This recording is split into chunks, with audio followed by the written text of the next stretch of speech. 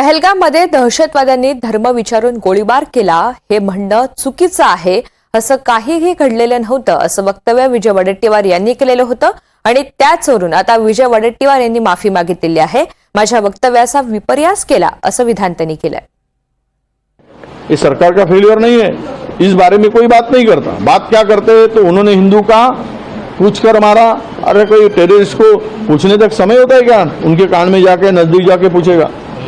ये सब जो बातें हैं बहुत सारे इसमें कंट्रोवर्शियल, कोई बोलता है ऐसा हुआ ही नहीं, कोई बोलते ऐसा हुआ है। ये प्लान करके मत करो। टेररिस्ट है, उसको कोई जात धर्म नहीं होता है, उसके साथ में ऐसा मत करो और उसको सीधा से सीधा उनको पकड़ के कार्रवाई करो।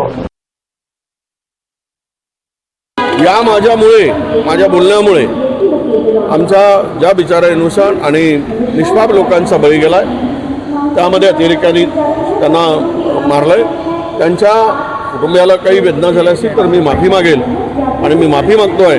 पण मीडियाने माझी विनंती आहे की भाषण पूर्ण दाखवा।